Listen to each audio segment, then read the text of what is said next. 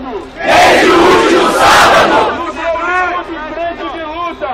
Nos reunimos em frente de luta! Vamos revogar o aumento! Vamos revogar o aumento! Com o poder do povo! Com o poder do povo!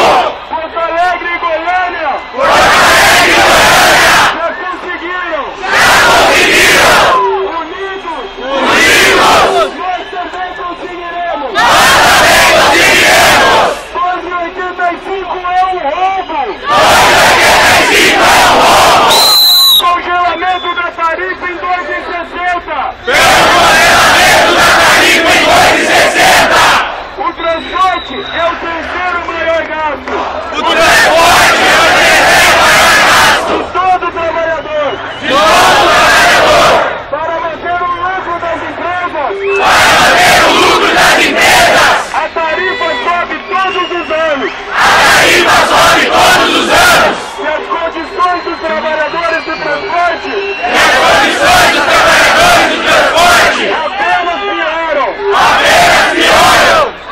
Lutamos para que a tarifa seja Lutamos para que a tarifa seja imediatamente congelada! imediatamente congelada! Em 2,60 nos dias de semana Em 2,60 nos dias de semana! e R$1 nos domingos! E R$1 nos domingos!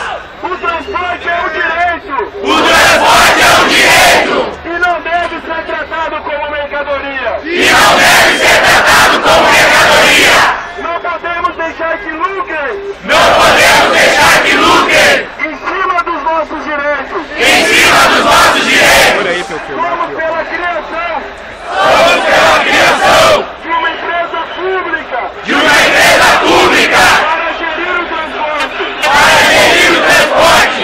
Vamos pela tarifa zero! Vamos pela tarifa zero!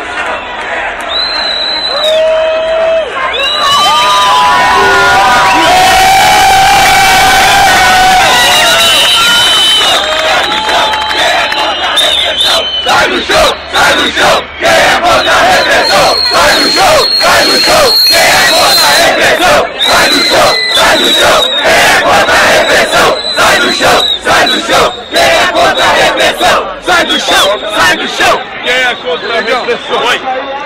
É legal! Eu!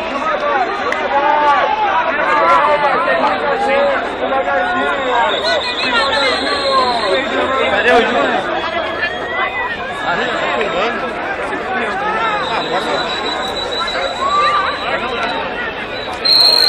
Olha o motorista, velho.